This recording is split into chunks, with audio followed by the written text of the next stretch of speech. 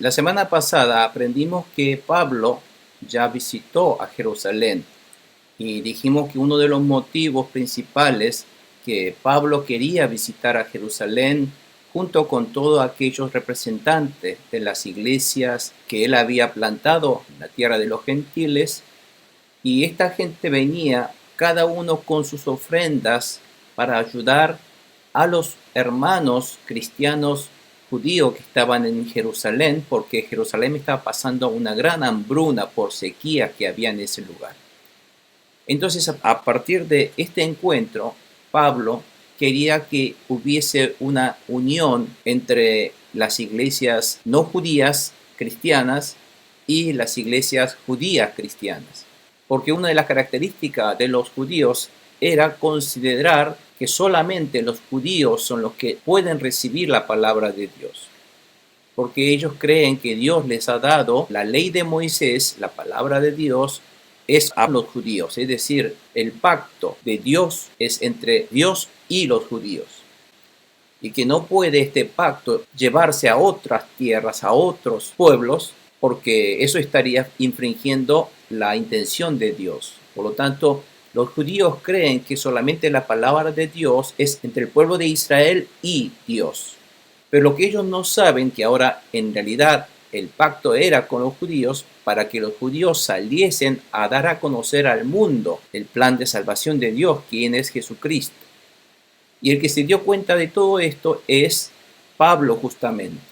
Y Pablo había también recibido visiones y señales para que él saliese a predicar el evangelio de Jesucristo a todas otras tierras gentiles.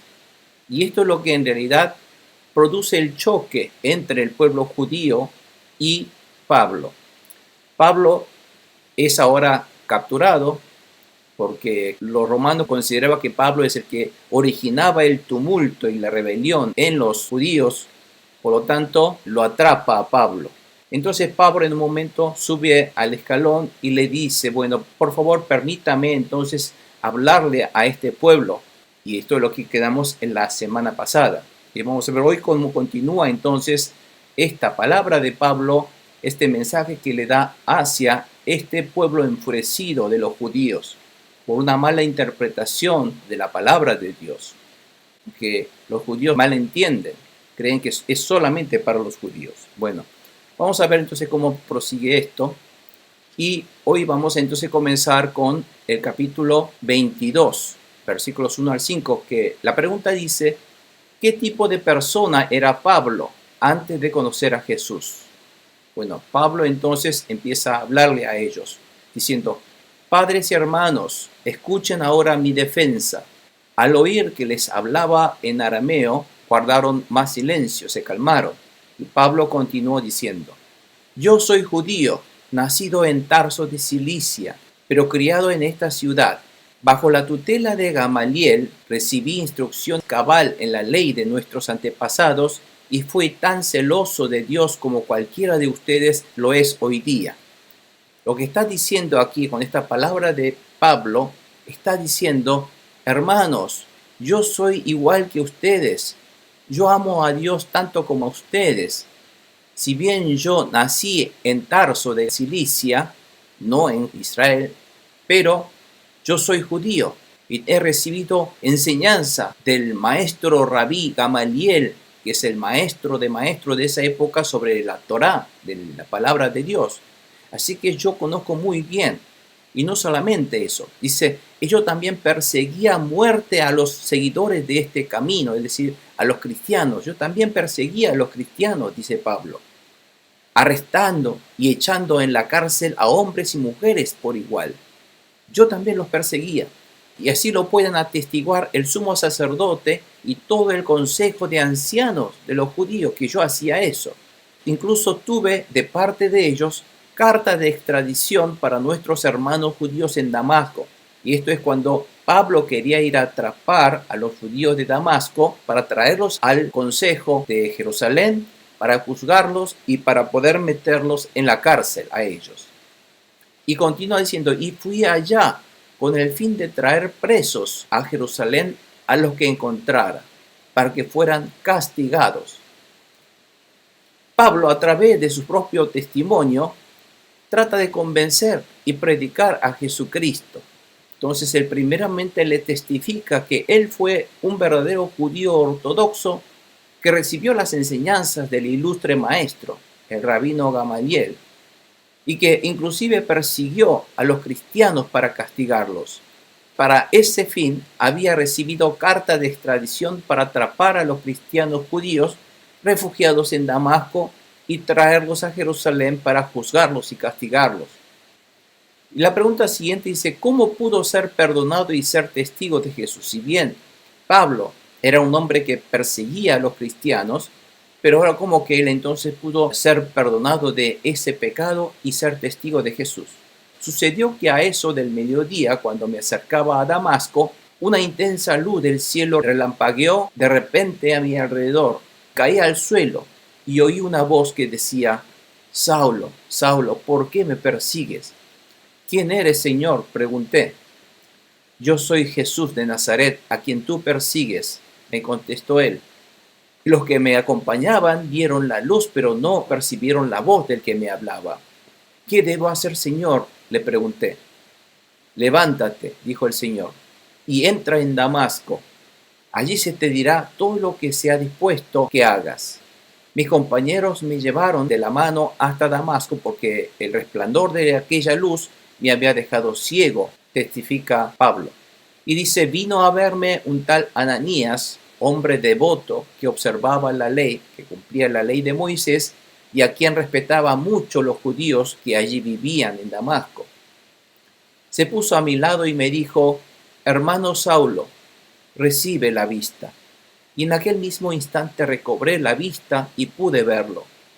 Luego dijo, el Dios de nuestros antepasados te ha escogido para que conozcas su voluntad y para que veas al justo y oigas las palabras de su boca. Aquí al justo con mayúscula se refiere a Jesucristo. Tú le serás testigo ante toda persona de lo que has visto y oído. Y ahora, ¿qué esperas? Levántate, bautízate y lávate de tus pecados. Entonces le dice que todos esos pecados, ¿qué es pecado? Pecado es no hacer la voluntad de Dios, dijimos. Y Pablo, creyendo que él estaba cumpliendo la voluntad de Dios, o sea, el mandamiento de la Torá, él perseguía a los cristianos, pero se da cuenta que era la voluntad de Dios de haber enviado a Jesucristo, y eso era hijo de Dios, que él entonces vio a Jesucristo, se encontró con Jesucristo. Y ahora, ¿qué espera? Levántate, bautízate, arrepiéntate. El bautismo significa un arrepentimiento, un viraje de su vida. Dice ahora, lávate de tus pecados, invocando su nombre. Ahora recibe a Jesucristo y lávate de tus pecados. El perdón de pecados de Pablo fue otorgado al encontrarse con Jesucristo. Entonces él pudo ver la verdad de las cosas y él se dio cuenta de que su pecado era tremendo frente a Dios, que él estaba cometiendo un grave error. Y al arrepentirse de su pecado, él fue perdonado y pudo ver la verdad de Jesucristo. Y cómo testificó sobre la voluntad de Dios para predicar el evangelio a los gentiles. Entonces él continúa diciéndole a los judíos, dice, cuando volví a Jerusalén, mientras oraba en el templo, es decir, esto es cuando él, luego de ver a Jesucristo en camino a Damasco, vuelve a Jerusalén. Pero antes de volver a Jerusalén, él dice que estuvo 3 años en Arabia Saudita. Creo que en ese lugar él estuvo un poco tratando de orar a Dios, ordenar su fe, preguntar a Dios, Señor, entonces todo lo que yo he estado aprendiendo de la Torá, ¿qué verdad hay? Empezó entonces a estudiar la Torá nuevamente desde el punto de vista de que esa Torá no es simplemente el de cumplir las leyes, sino que esto era una promesa para que el hombre pudiera conocer que uno por su esfuerzo no puede llegar a ser un hombre justo. O sea, el hombre nunca podrá ser libre de pecado por su propio esfuerzo, porque por sí siempre el hombre falla. Aunque quiera hacer las cosas bien, siempre termina fallando. Entonces, él se dio cuenta que Jesucristo fue enviado por eso, para que el hombre pueda ser perdonado con la fe en Jesucristo, en el amor de Dios. Entonces, él, después de esos 3 años de estudiar todo acerca de la palabra de Dios. Luego él fue a Jerusalén. Seguramente será para entonces elevarle algunas ofrendas de sacrificio a Dios, para orar en el templo. Y en ese momento él tuvo una visión, dice. Y la visión fue que vio al Señor que me hablaba. Dice, date prisa, sal inmediatamente de Jerusalén, porque no aceptarán tu testimonio acerca de mí. Dios le dijo, Pablo, aquí los judíos no te van a escuchar. Entonces sal de aquí.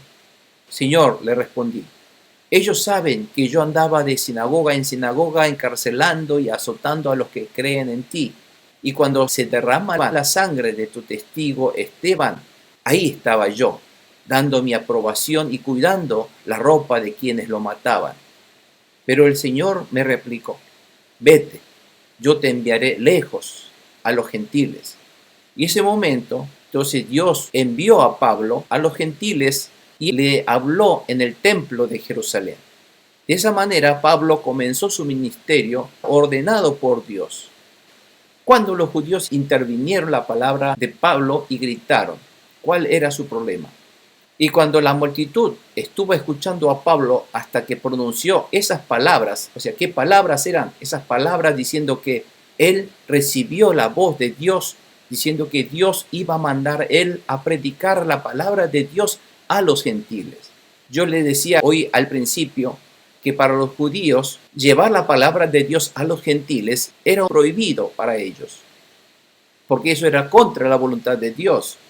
Por eso ellos, al escuchar que Pablo llevaba la palabra de Dios a los gentiles, entonces ellos empezaron a enfurecerse.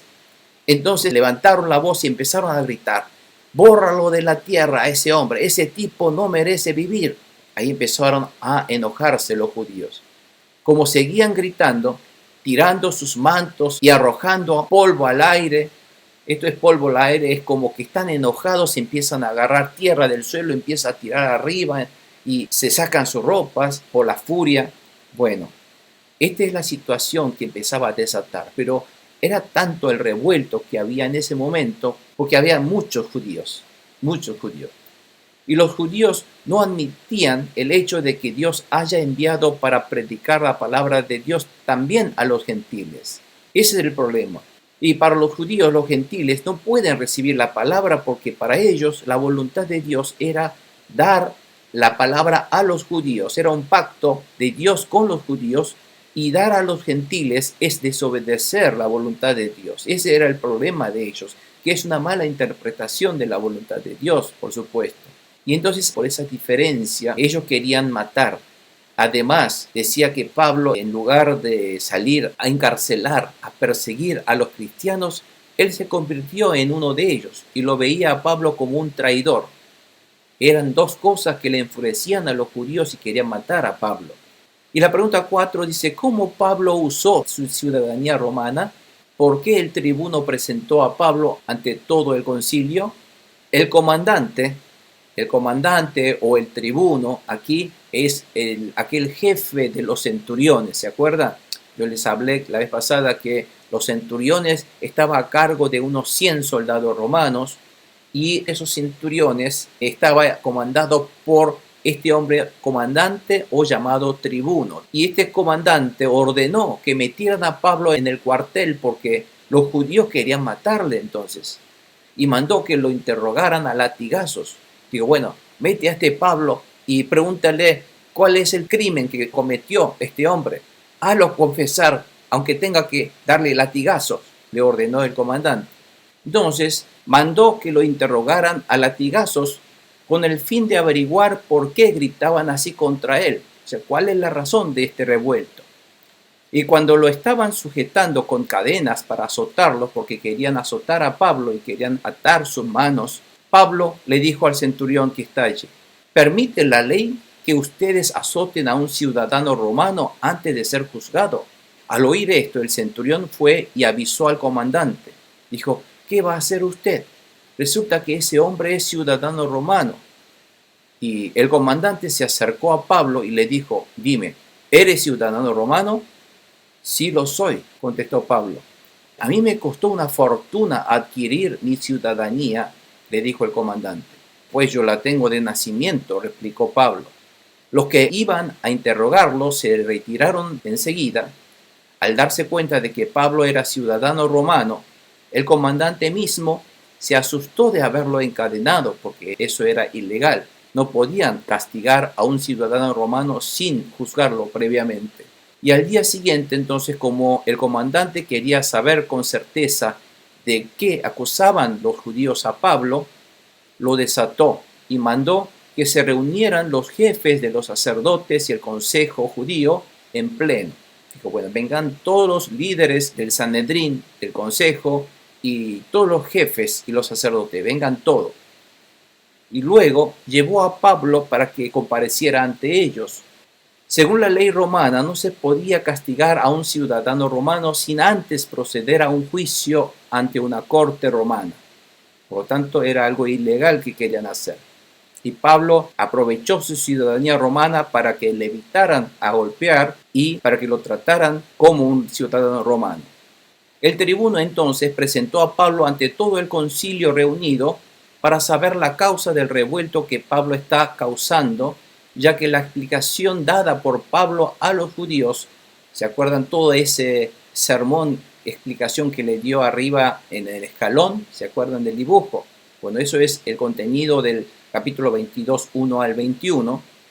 Entonces que toda esa explicación de Pablo a los judíos estaba hablado en arameo, por lo tanto el tribuno no entendía arameo y no pudo entender todo lo que él decía. Por lo tanto, él quería averiguar cuál era la causa. Entonces lo llevó ante el tribunal Sanedrín de los judíos. Él convocó a los líderes.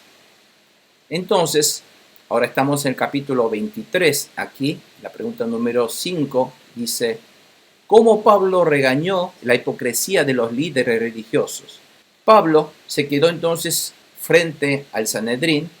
Fíjese más o menos, esta sería la situación. Aquí estaría Pablo, en este caso, ante el Sanedrín, todos los líderes, aproximadamente esto es algo similar. Entonces, Pablo se quedó mirando fijamente al consejo y dijo, hermanos, hasta hoy yo he actuado delante de Dios con toda buena conciencia, estoy obrando de buena fe ante Dios. Ante esto, el sumo sacerdote Ananías, era el sumo sacerdote de esa época, ordenó a los que estaban cerca de Pablo que lo golpearan en la boca, diciendo, como está mintiendo, para que le golpeen la boca. Entonces, hipócrita, a usted también lo va a golpear Dios, reaccionó Pablo. Pablo le contestó hacia él, y ahí está sentado para juzgarme según la ley, y usted mismo viola la ley al mandar que me golpeen. Los que estaban junto a Pablo le interpelaron, ¿cómo te atreves a insultar al sumo sacerdote de Dios? Entonces Pablo contesta, hermanos, no me había dado cuenta de que es el sumo sacerdote, respondió Pablo. De hecho, está escrito, no hables mal del jefe de tu pueblo. O sea que Pablo está diciendo, yo también sé la ley, lo que dice, y yo también soy judío como ustedes, y cumplo lo que Dios manda, que nunca hables mal de tu líder. Entonces, nunca hay que hablar mal de los líderes, porque Dios ha puesto ese líder, aunque sea malo o bueno, pero Dios lo ha puesto. Pablo reaccionó enérgicamente contra la hipocresía de los líderes religiosos, y Pablo no pudo reconocer al sacerdote Ananías.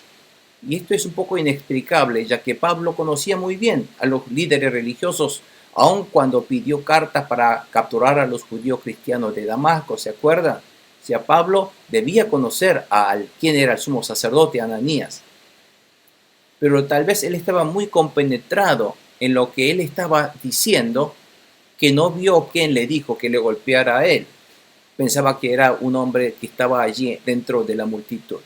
Pero además, a lo mejor, él también sabía que Ananías era un sacerdote corrupto, que estuvo en funciones del 48 al 58 después de Cristo, y lo que hacía era recibía diezmos de sus sacerdotes subordinados, o sea, de sus sacerdotes ordinarios. Él recibía de sus pares diezmos para enriquecerse ilícitamente. Y él también entregaba sobornos, diezmos a los gobernantes romanos. Era sabido por qué entonces este líder Ananías era un hombre malvado en realidad, hipócrita. Hacían pasar por líderes religiosos, pero por adentro ellos hacían corrupciones, sobornos, recaudaba diezmos ilegalmente para enriquecerse, en fin. Era la situación que estaba pasando en ese momento de todos los líderes religiosos. Imagínense si el líder supremo, como el sumo sacerdote, como Ananías, era tan corrupto, ¿cómo sería entonces todo lo demás? Así que todos los líderes religiosos estaban corruptos. Pero Pablo, obedeciendo la palabra de Dios, respetaba al sacerdote porque Dios ordenó así. Aunque no era bueno, Dios lo puso ahí. Él no es quien para juzgar a los líderes. Dios va a juzgar. Entonces él respetó a los líderes. Si nosotros vemos a algún líder que está haciendo las cosas mal, y si ese líder religioso lo puso Dios, tenemos que respetar esa decisión de Dios, y el castigo de hacerlo por hacer mal las cosas va a recibir el de Dios. Y yo no soy quien para juzgar a un sacerdote o un siervo de Dios que Dios lo ha puesto. Pero sí lo que tenemos que entender es, tenemos que ser muy cautos y tratar de discernir qué es lo que está mal o qué es lo que está haciendo mal o qué es lo que está haciendo bien ese líder. No agravarlo, pero sí saberlo, saber qué es lo que está bien y mal. Eso sí, tenemos que saber discernir entre las cosas buenas y malas que Dios ha mandado. En la pregunta 5 siguiente dice, hermanos, ¿cómo Pablo pudo salir de esa situación peligrosa? En una situación donde todos los líderes lo están acusando a Pablo, ¿no? Lo quieren matar. Pablo, sabiendo que uno de ellos eran saduceos y los demás fariseos, es decir, él se dio cuenta que entre ese grupo del Sanedrín había saduceos y fariseos. Y exclamó en el consejo entonces diciendo, hermanos, yo soy fariseo de pura cepa. Me están juzgando porque he puesto mi esperanza en la resurrección de los muertos. Porque en realidad eso es cierto, porque él cree en la resurrección. Los fariseos creían en la resurrección, por lo tanto ellos creían en la resurrección de Jesucristo, que Jesucristo murió pero resucitó. Ellos creen en eso.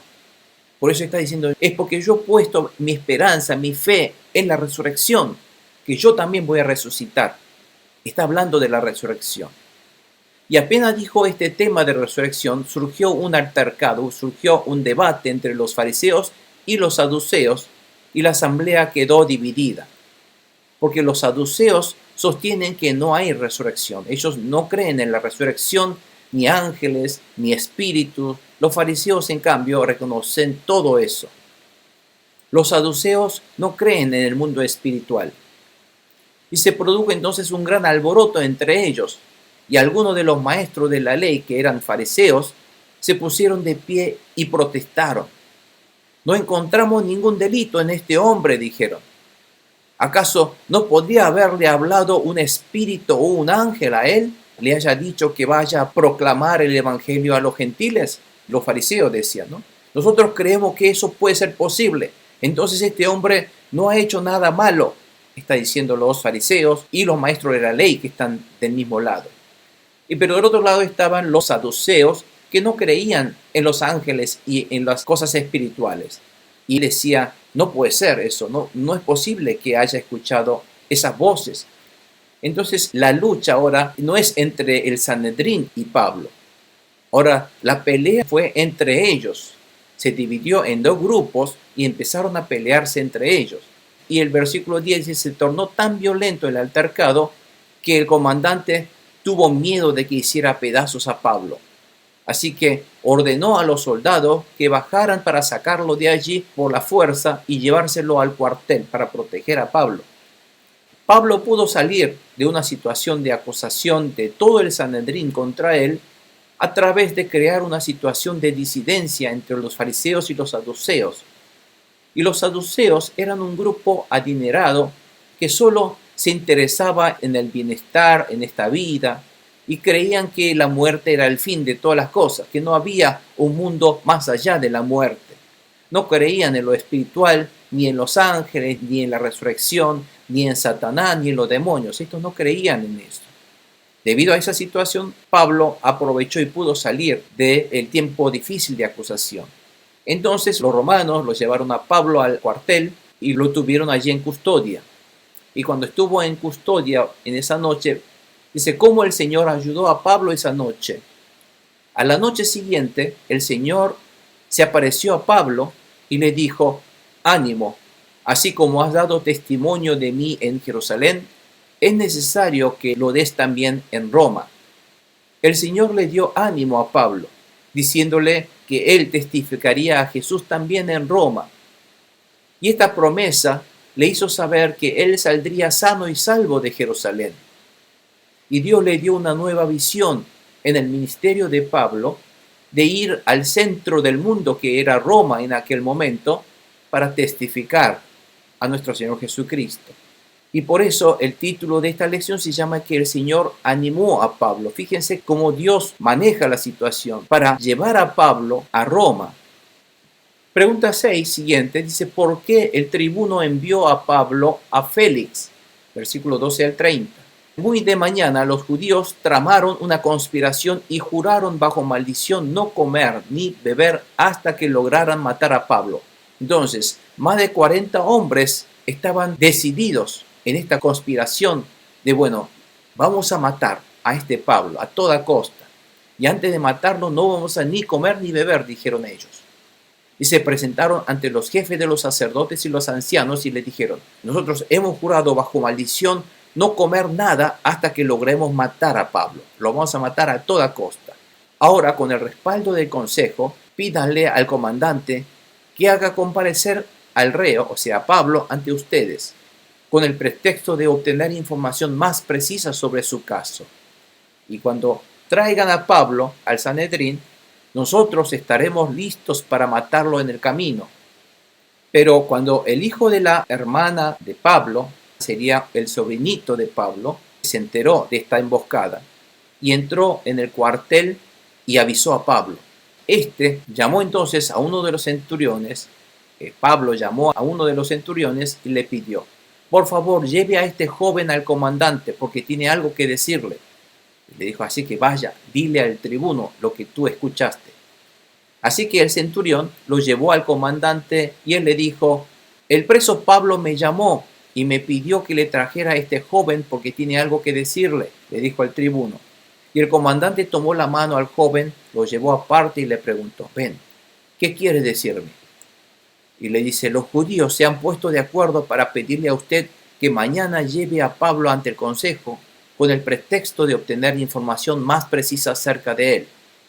No se deje convencer, porque más de 40 de ellos lo esperan emboscados para matarle. Han jurado bajo maldición no comer ni beber hasta que hayan logrado matar a Pablo, ¿no? Ya están listos, solo guardan a que usted les conceda su petición de llevarlo a Pablo al Sanedrín. Y el comandante despidió al joven con esta advertencia: bueno, no le digas a nadie que me has informado esto. ¿Por qué? Porque si le dice que le ha informado, este jovencito, el sobrinito de Pablo, correría peligro también. Por eso dije: no le digas a nadie que vos me lo dijiste.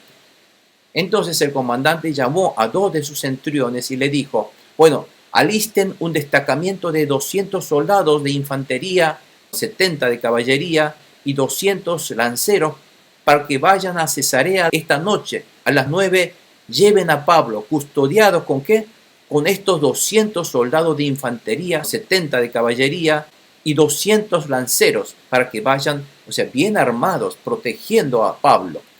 Llévenlo a Cesarea, donde está el gobernador de Judea en ese momento, a la noche, y preparen cabalgaduras para llevar a Pablo sano y salvo al gobernador Félix, que está en Cesarea. Además escribió una carta en estos términos. Le dijo: Claudio Lisias, o sea, es él, el tribuno, a su excelencia el gobernador Félix, saludos, le dice. Los judíos prendieron a este hombre y estaban a punto de matarlo, pero yo llegué con mis soldados y lo rescaté, porque me había enterado de que es ciudadano romano. Yo quería saber de qué lo acusaban, así que lo llevé al consejo judío. Descubrí que lo acusaban de algunas cuestiones de su ley, pero no había contra él cargo alguno que mereciera la muerte o la cárcel. Cuando me informaron que se tramaba una conspiración contra este hombre, decidí enviarlo a usted enseguida. También les ordené a sus acusadores que expongan delante de usted los cargos que tengan contra él. Entonces era para que Pablo fuera juzgado ante la autoridad romana, porque él era romano. Además fuera protegido para que no lo matasen antes de que fueran a juzgarlo. Y en todo esto nosotros podemos ver cómo Dios cuidó a Pablo. Así que los soldados, según se les había ordenado, tomaron a Pablo y lo llevaron de noche hasta Antípatris. Al día siguiente dejaron que la caballería siguiera con él mientras ellos volvieran al cuartel. O sea que llegaron hasta Antípatris. Antípatris es este lugar que está aquí. Ustedes ven este mapa, el Antípatris es esto. Aquí está Antípatris. Aquí está Jerusalén. Entonces, la noche de Jerusalén, a las 9, lo quieren llevar a Cesarea, donde está la casa del gobernador. Entonces, de Jerusalén lo llevan y llegan hasta Antípatris, este lugar. Luego, es lo que está diciendo, tiene que continuar hasta Cesarea. De noche llegaron hasta Antípatris y al día siguiente, porque ya era muy de noche, al menos protegieron a Pablo, por lo menos evitaron para que lo matasen. Y debían continuar el viaje al día siguiente de día. Entonces al día siguiente dejaron que la caballería solamente la caballería siguiera con él, mientras ellos volvían al cuartel, o sea, toda aquella infantería, todo el ejército de lanzas, todos vuelven al cuartel y solamente deja la caballería, porque Pablo también iba cabalgando. Como ciudadano romano, también le prepararon caballería para que él fuera cabalgando también. Entonces van a seguir cabalgando hacia Cesarea. Y cuando la caballería llegó a Cesarea, le entregaron la carta al gobernador y le presentaron también a Pablo. Y Félix leyó la carta y le preguntó de qué provincia era. Al enterarse de que Pablo era de Cilicia, le dijo: te daré audiencia cuando lleguen tus acusadores. O sea, vio que Pablo era un hombre nacido en la provincia de Roma, o sea, era un romano de nacimiento. Entonces voy a juzgarte cuando vengan tus acusadores. O sea, los judíos van a venir de Jerusalén. Entonces, mientras tanto, ordenó que lo dejaran bajo custodia en el palacio de Herodes, que estaba también en Cesarea. Entonces Pablo es trasladado, fíjense, con una custodia muy fuerte de los soldados romanos ante la amenaza de muerte de los judíos. ¿Y esto quién lo hace? Dios lo hizo así, porque Dios tiene otros planes. Dios tiene planes de llevar a Pablo hasta Roma, donde es el centro del mundo en ese momento, y de ese lugar también saliese el mensaje del Evangelio de Jesucristo a todo el mundo. Gracias a Dios y gracias a que Dios utilizó a Pablo, llevó este mensaje hasta Roma, y después vamos a ver cómo prosigue. Pero ahí ahora todavía queda Pablo en Cesarea, donde lo van a juzgar previamente. Y vamos a ver qué pasa ahora este juicio, cuando los judíos vengan a Cesarea ante el gobernador para que lo juzgase. Bueno, la lección de hoy termina aquí y vamos a entonces ver este tema de recuerda. A pesar de la hostilidad de los judíos en Jerusalén, que amenaza la vida de Pablo, Dios protegió a su siervo usando a los soldados romanos. Fíjese, esta es la gracia de Dios. Y Dios animó a Pablo, dándole nuevas misiones en Roma. Y si estamos decididos a predicar a Jesucristo con sinceridad y honestidad, basándonos en las enseñanzas de Jesucristo, sin escatimar nuestra vida, ¿quién nos protege? Dios nos protegerá y nos proveerá todo lo que sea necesario y nos usará grandemente para glorificar el nombre de Jesús. Amén, hermanos. Y aquí podemos ver sobre la vida de Pablo, que era un siervo fiel, un hombre que realmente ama a Dios. No escatimó su vida, sino quería enseñar esa verdad de Jesucristo, que él se encontró con Jesucristo.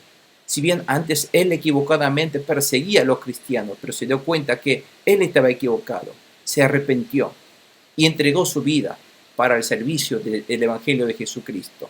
Y Dios lo utilizó. Y para eso Dios lo protegió y le proveyó todo lo que era necesario. Ya sea tuvo que trabajar por sus manos, pero ese trabajo también le dio Dios para que pudiese también ganar sus panes y también sus gastos del viaje misionero. Todo eso, en realidad, todo vino de la mano de Dios. Entonces, Pablo ahora está encarcelado en Cesarea esperando su próxima sesión de juicio. Vamos a ver cómo continúa esto. Amén. Bueno, gloria a Dios.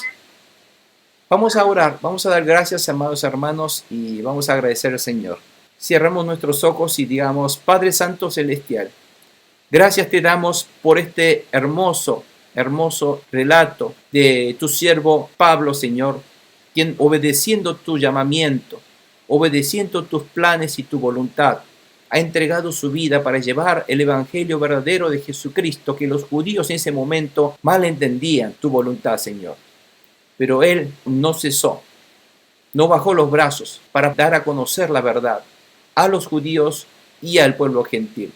Y gracias que llevó ese evangelio de Jesucristo al mundo y a Roma, todo ese evangelio llegó por toda Europa y llegó hasta América, llegó hasta Asia y llegó hasta los confines de la tierra hoy día, para que ese evangelio lo reciba todo el mundo para recibir a nuestro Señor Jesucristo cuando Él venga. Gracias, Señor, te damos esta palabra y gracias por darnos a conocer cómo tu voluntad, tu obra, Señor, la historia del mundo, tú lo manejas, Señor. Y así como tú eres el Dios Todopoderoso, entregamos nuestra vida en tus manos para que nos manejes, nos gobiernes, Señor, para tu gloria. Utilízanos, Señor, para que nuestra vida sea en realidad para glorificarte. Glorificamos el nombre del Señor Jesucristo, nuestro Señor y Salvador, quien es el unigénito, quien es Dios, ha venido en cuerpo de hombre con sangre para poder derramar la sangre preciosa, sin pecado, para expiar, para pagar el precio de nuestros pecados, Señor. Y aquí declaramos tu nombre sobre nuestra vida. Declaramos el nombre de Jesús y la bendición del poder del nombre de Jesús sobre la vida de todos nuestros hermanos colaboradores, su familia, sus hijos, Señor, para que esa bendición de Dios sea derramada sobre su vida, Señor. Esa salvación sea derramada sobre su vida. Toda obra del enemigo, todo engaño, Señor, toda persuasión del enemigo para alejarnos de tu verdad, Señor, sea expulsado en este momento de sus vidas, en el nombre de Jesús. Guárdalos y protégelos con ángeles, Señor, con el nombre de Jesús, de toda obra del enemigo, su vida, Señor. Suple todas sus necesidades. Dale salud, dales esa alegría y la paz del Señor Jesucristo a través del Espíritu Santo. Llénalos de esa unción a todos, Señor, para que salgan a predicar y a proclamar el nombre de Jesús a los que te necesitan. En el nombre del Señor Jesús, nuestro Señor y Salvador, te lo pedimos y los bendecimos. Amén y amén.